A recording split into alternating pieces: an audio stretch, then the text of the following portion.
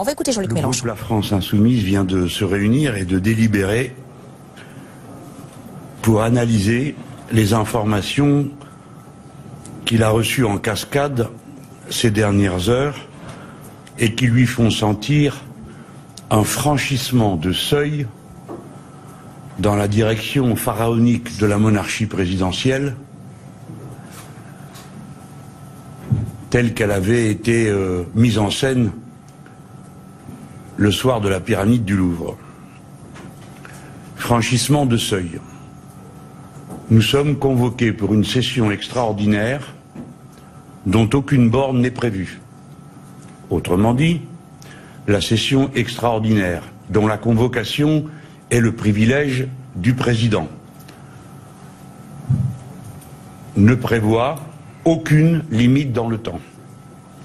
Pourtant, le gouvernement est maître de l'ordre du jour. Il lui était donc parfaitement possible, en même temps qu'il prévoyait les sujets mis en débat, de prévoir à quel moment s'interromprait ce débat.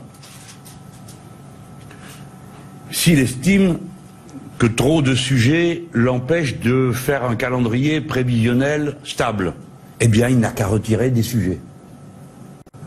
Mais il ne peut pas nous opposer que, ne sachant combien de temps ça durera, eh bien il ne peut pas nous dire quand ce sera fini. C'est manquer beaucoup de respect à la représentation nationale. Nous ne sommes pas taillables et corvéables à merci en fonction des désirs du président de la République. Je voudrais lui rappeler qu'au-delà même du respect qui est dû à l'institution parlementaire, déjà bien blessée par les brutalités présidentielles, nous sommes des hommes et des femmes en chair et en os. Nous avons des responsabilités familiales comme tout un chacun, et des limites physiques comme tout un chacun. Les congés n'ont pas été inventés pour complaire à la paresse spontanée de ceux qui travaillent, mais pour leur permettre de reconstituer leurs forces et de travailler ensuite dans les meilleures conditions possibles. C'est spécialement vrai aussi pour le travail intellectuel auquel nous sommes appelés. Bref, c'est un franchissement de seuil que de nous convoquer sans limite, car nous avons parfaitement compris ce qui est à l'ordre du jour. C'est-à-dire qu'après nous avoir accordé royalement une semaine pour débattre du projet d'ordonnance, dont tout le monde sait qu'il est libellé dans des termes extrêmement généraux, et dont nous n'avons la connaissance que depuis mercredi dernier, eh bien une fois que nous aurons été convoqués, on nous dira, si vous faites durer le débat, c'est de votre faute si vous restez là tout le mois d'août. C'est donc un moyen de pression dont s'est doté l'exécutif contre le législatif. Deuxième franchissement de seuil. Les travaux de l'Assemblée vont commencer par cette ordonnance. En tout cas, c'est le sujet le plus grave et le plus lourd, puisqu'il s'agit de subvertir, en le renversant complètement, l'ordre public social en changeant la hiérarchie des normes. Le texte est connu depuis mercredi. Nous avons jusqu'à lundi 17 h pour déposer nos amendements. Jeudi, vendredi, samedi, dimanche, lundi. 5 jours en comptant la coupure hebdomadaire. 5 jours pour commenter un texte que nous découvrons. 5 jours alors même que nous sommes appelés du matin au soir, depuis mercredi, à des réunions de constitution, de bureaux, de commissions, et en séance plénière, comme vous l'avez vu, hier soir, jusqu'à plus d'1 h du matin. 5 jours. Et pendant ces 5 jours, nous n'avons ni assistants, puisque nous n'avons pu les recruter, ni bureau pour travailler. Cette violence supplémentaire nous contraint à travailler dans des conditions qui sont évidemment les pires. Et cela est voulu délibérément. Une nouvelle fois, il s'agit d'un coup de force. Enfin, nous sommes appelés, conformément à la Constitution, à participer au congrès du Parlement à Versailles, c'est-à-dire à la réunion du Sénat et de l'Assemblée nationale, pour entendre le président de la République. C'est une réunion qui n'a aucun objectif particulier autre que d'entendre le président de la République. Telle qu'est rédigée la Constitution et telle qu'est la règle, le président, une fois que nous l'aurons entendu, lui n'entendra personne parce qu'il s'en va. Et nous aurons donc tout le loisir du reste de la journée pour faire des déclarations qui seront sans doute émouvantes et passionnantes, mais qui, ne s'adressant à personne et n'étant destinées à recevoir aucune réponse, peuvent être assimilées assez facilement à des bavardages. C'est un bavardage convoqué à grand arroi et à grands frais pour bien peu de résultats. Mais surtout, alors même, je le répète, qu'il n'y a aucune conséquence à cette rencontre. C'est-à-dire qu'on ne votera sur rien. On parlera. Chacun, à tour de rôle, les 13 groupes, quelques minutes. Mais nous ne sommes pas dupes du double message qui nous est adressé. Le premier, c'est que le président aura beau jeu de dire qu'il respecte la représentation nationale, puisqu'il l'honore de sa déclaration au château de Versailles. Mais ce n'est pas ce que nous voyons. Je viens de dire pourquoi à propos des conditions dans lesquelles nous sommes invités à travailler sur les ordonnances. Ce n'est pas ce que nous voyons. Ce n'est pas non plus ce que nous voyons quand nous voyons comment se comportent ces amis de la République en marche ici dans cette Assemblée, qui après avoir pris tous les postes de direction de l'Assemblée, dans quelque chose qui normalement n'est pas si politique que cela, il s'agit de faire vivre l'Assemblée. On désigne donc des vice-présidents, des secrétaires, beaucoup de secrétaires. Il y a un travail de secrétariat considérable puisqu'il faut 12 personnes pour y pourvoir, qui ne font rien, pour être honnête. Eh bien, après avoir pris toutes les places disponibles, nous vivons depuis ce matin une élimination absolue de notre groupe, de toutes les participations à la direction des commissions. Pour que les choses soient bien claires, lorsqu'on est candidat à être vice-président d'une commission ou secrétaire d'une commission, on ne reçoit aucune indemnité supplémentaire, on ne bénéficie d'aucun avantage particulier. Simplement, on participe directement à l'animation de la commission dont on est membre. À chaque fois, il s'agit de nombre de personnes substantielles. 9, 12, ce sont des quantités qui permettent largement à chaque groupe d'être représenté et, le cas échéant, à la majorité, d'être majoritaire. Encore que, pour organiser le travail d'une commission, on ne voit pas pourquoi la majorité doit être systématiquement majoritaire partout, sinon parce que ceux qui la représentent recevraient des consignes pour chaque cas de chaque commission et se mettraient en œuvre, et en quelque sorte comme une sorte de fraction bolchevique, à appliquer des décisions prises à l'extérieur de l'Assemblée. Donc, dis-je, le respect dont se prévaudra le président de la République, parce qu'il nous fait une déclaration devant le Parlement à Versailles, n'est pas le message conforme à la pratique du groupe La République En Marche et à sa propre pratique, notamment sur le cas des ordonnances. Mais ce n'est pas tout. C'est la signature de cette dérive pharaonique de la monarchie présidentielle que j'ai soulignée il y a un instant. Pourquoi ? Quel besoin pour le président de la République d'intervenir 24 heures avant son Premier ministre?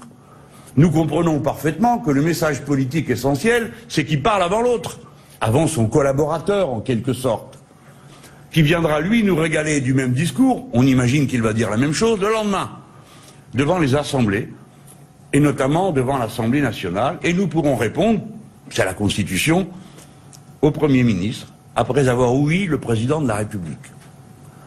Nous comprenons que le message qui nous est donné, c'est celui de la prééminence absolue du président. Vous ne serez pas surpris d'apprendre à quel point nous sommes révulsés, nous, les partisans de la 6e République et de la fin de la monarchie présidentielle.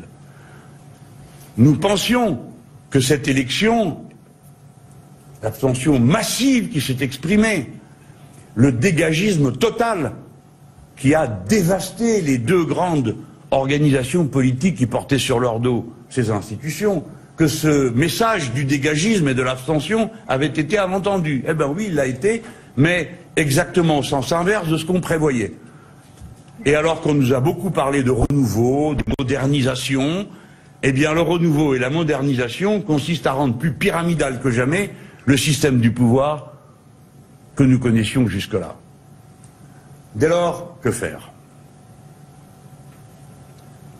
Nous sommes profondément respectueux de notre République pour laquelle nous avons une passion que chacun connaît.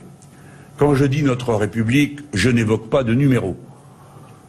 J'évoque l'idée républicaine.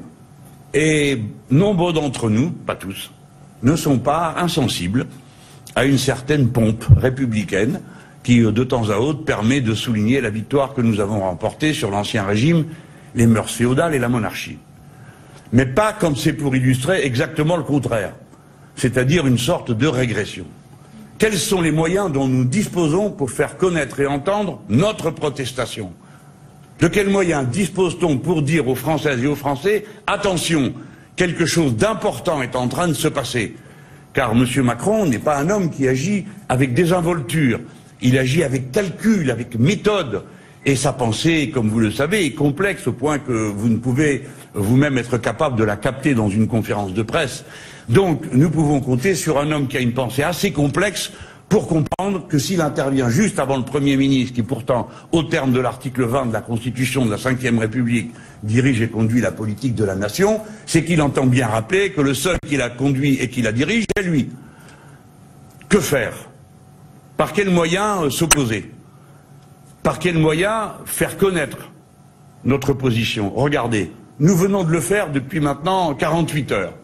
Vous m'avez entendu dans l'hémicycle dire que on pouvait régler tout ce fatras de points et de je ne sais quoi qui présidait à la distribution des pouvoirs et des fonctions dans l'Assemblée en faisant ce qui est normal dans une grande démocratie. Il y a 7 groupes, il y a 7 vice-présidents, ils président à tour de rôle. Et vous avez vu comment, nonobstant une démonstration, suivi d'un chaos indescriptible dans lequel nous n'avons aucune espèce de responsabilité, mais où d'obscures querelles à l'intérieur du groupe Les Républicains, compliquées d'inimitié personnelle entre eux et le groupe La République En Marche, a fait que nous sommes restés jusqu'à 1 h du matin pour décider que les uns prendraient tout et les autres auraient juste le droit de les regarder passer. La violence que nous avons subie ne peut pas rester sans réplique. À notre tour, nous la retournons contre ceux qui nous la font subir. Puisque nous sommes convoqués pour entendre le monarque présidentiel s'exprimer, puisque nous sommes convoqués sans délai et mis à discrétion de sa bonne volonté à propos du débat parlementaire, eh bien nous nous rebellons et nous ne nous soumettons pas. Nous n'irons pas. Et le seul moyen que nous avons de montrer la gravité, le sérieux que nous attachons à cette question du coup de force qui est en quelque sorte tenté. Un coup de force qui précède un coup d'état social avec le renversement de l'ordre public social. Un coup de force qui précède un renversement de l'ordre des libertés publiques avec l'introduction de l'état d'urgence dans la loi ordinaire. Tout ça en moins d'1 mois. Nous n'avons d'autres moyens pour faire connaître notre alerte, la gravité de la situation, que de dire que nous n'irons pas à Versailles. À Versailles, où au demeurant, nous ne sommes rien. Versailles, le lieu de la capitulation, Versailles, le lieu de la monarchie, Versailles, le lieu des Versaillais, mais par-dessus tout, quand nous sommes convoqués, noyés par ordre alphabétique, dispersés dans une salle dans laquelle il n'existe plus aucune organisation de la représentation politique, nous ne sommes rien. Nous ne valons quelque chose qu'en groupe. Nous ne valons quelque chose qu'en collectif, comme expression d'une pensée collective. C'est trop. Nous n'irons pas. Et nous lui demandons de réfléchir sérieusement à ce qu'il est en train de faire. Qu'il ne croit pas que nous n'avons pas compris. Et nous alertons les Français. Est-ce pour ça que vous avez voté? Est-ce que c'est ça que vous vouliez?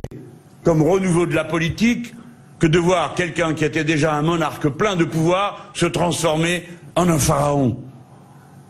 Non et non. Voilà pourquoi nous usons du seul moyen dont nous disposons. Ne pas y aller et par là même déconstruire subvertir le consentement à l'autorité sans lequel, en effet, il n'y a pas de République. Nous n'y consentons pas. Voilà. L'ensemble du groupe est à la disposition de tous ceux qui ne craignent pas une pensée moins complexe qui peut s'exprimer dans une interview, dans une rencontre entre gens normaux, que nous sommes les uns et les autres. Tout notre groupe est là. Ceux qui sont en région essayent de rentrer chez eux quand même avant l'attaque de la semaine prochaine. Ce n'est pas facile. Et je suis sûr que vous le comprenez. Nous envisageons peut-être de nous regrouper ou de donner à voir quelque chose lundi, sans doute sur une place publique, mais peut-être que nous ne le ferons pas. Nous ne sommes pas encore tout à fait au point, puis tout va tellement vite qu'il faut pouvoir assurer. Et si c'était le cas, alors nous irions à la place de la République pour y faire notre déclaration devant la République et devant le peuple, parce qu'il nous semble que ce sont deux bons symboles plus forts que ceux de Versailles.